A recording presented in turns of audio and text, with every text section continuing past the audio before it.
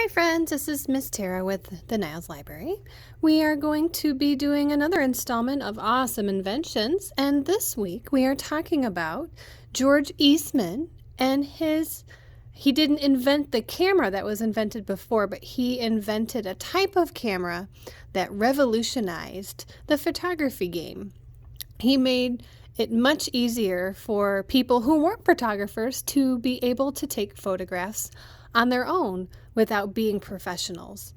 And so here is the story of George Eastman and the camera. Say cheese! Click, click, snap. Somebody was taking pictures. It was May 1888. People were taking lots of pictures. They were using handheld cameras made by the Eastman Dry Plate and Film Company. Everyone was excited.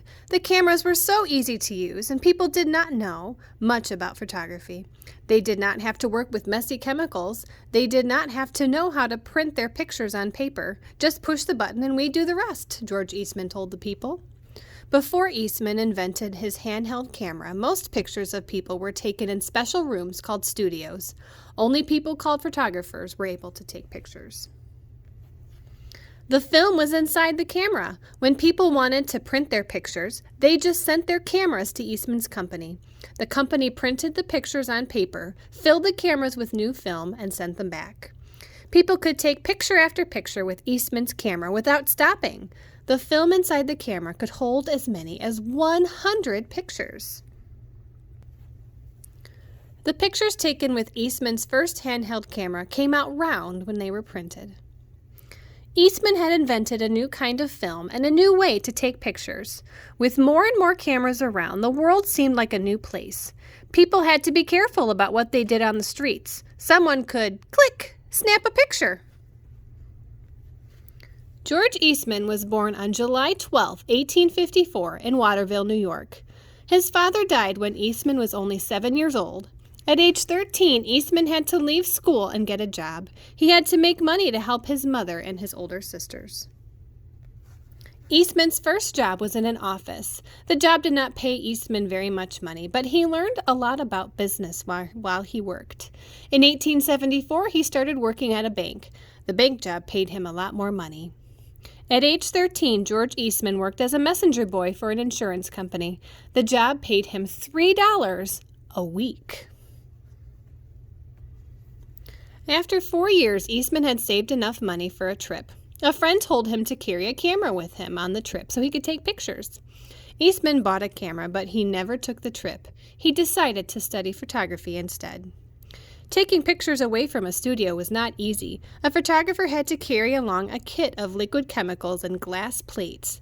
The photographer also needed to find a dark place nearby to print the pictures. Photographers in the 1860s and 1870s did not use film to take pictures. They used square pieces of glass. They had to cover a piece of glass with liquid or wet chemicals before putting it in the camera. After taking the pictures, they had to make paper prints very quickly before the chemicals on the glass plates dried. In 1871, Richard L. Maddox invented a way to use dry chemicals to make photographs. Eastman wanted to learn about this new way to take pictures. He thought that if the glass plates used dry chemicals, the plates could be made in factories and sent to photographers. Eastman believed that dry glass plates would make taking photographs much easier. Richard L. Maddox was a doctor in England. His idea to use dry chemicals to make photographs meant that photographers would not have to print the pictures right away. For 3 years, Eastman worked on making his own dry plates. He also worked on a way to make the plates quickly and easily. In 1880, he invented a machine that made his dry plates. The chemicals on dry plates were not a dry powder. They were a gelatin, a jelly-like material. The machine could spread the gelatin more evenly on a glass plate than by hand, so pictures from the machine-made plates were less blurry. Eastman started selling his dry plates to photographers right away. The photographers were excited. They bought lots and lots of Eastman's plates. After about a year, Eastman founded a company that sold the plates. Eastman started the Eastman Dry Plate Company in 1881. In 1882, the company moved into this building in Rochester, New York. In 1884, the name of the company changed to the Eastman Dry Plate and Film Company. Even using dry plates, photographers still had a lot to carry around. They needed lots of glass plates. They also needed special holders for the plates to help keep them from breaking. Although his dry plates were a big success, Eastman was not satisfied. Photographers could only take 1 to 4 pictures on each plate, so they needed many plates to take many pictures. The glass plates were difficult to carry around. They were also fragile or easily broken. Eastman wanted to put the chemicals for taking pictures on another kind of material. He wanted to use material that was not as heavy as glass and could bend without breaking. In 1885, Eastman invented film that was flexible. He put the chemicals on paper instead of on glass. Eastman's flexible paper film could be rolled up. Eastman and one of his workers, William Hall Walker, invented special rollers for the film. The film was stretched from one roller to another inside the camera. The film was on a roll inside the camera. Now photographers could take many pictures very quickly, one after another. After taking one picture, the photographer just rolled the film forward. Then the camera was ready to take another picture. There were no glass plates and no messy wet chemicals. Eastman and Walker made a box that could be put on the back of cameras. The box covered the film.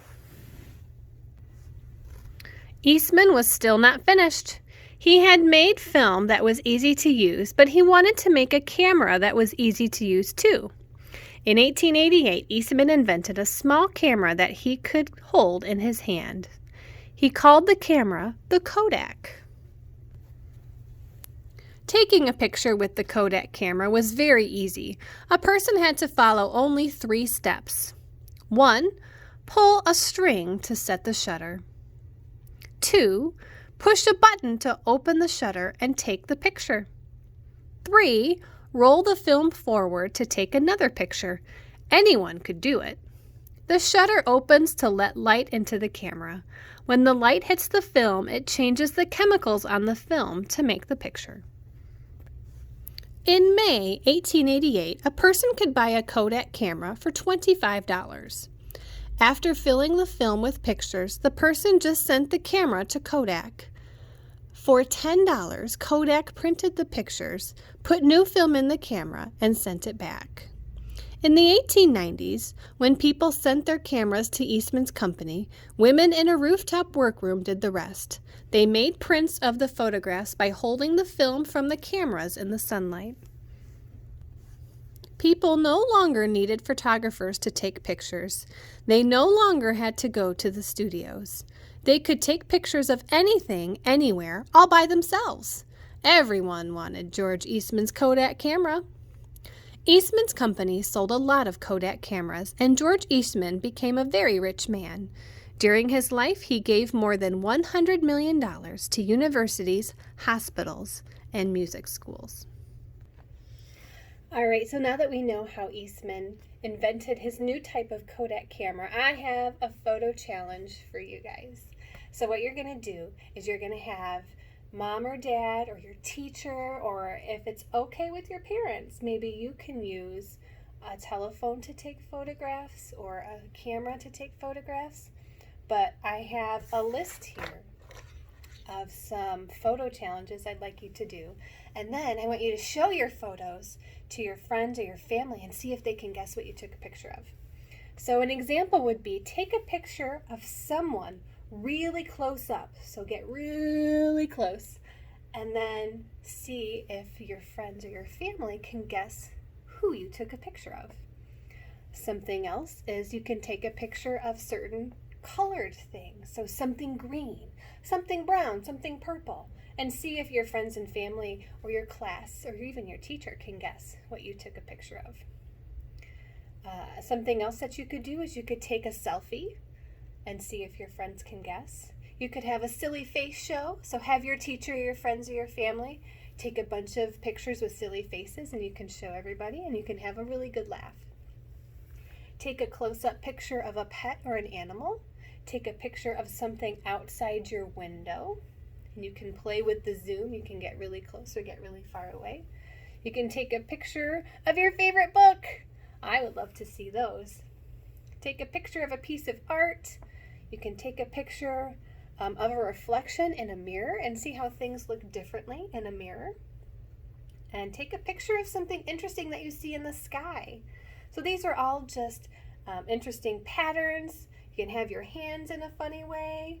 You can take a picture of words that you see out and about, maybe around you, in your classroom, in your house, or even outside. So this is a photo challenge I have for you. See if you can fool your friends, your family, and your teachers with all these really cool photograph ideas. So I hope you enjoyed our video today. I'll see you next time. Bye.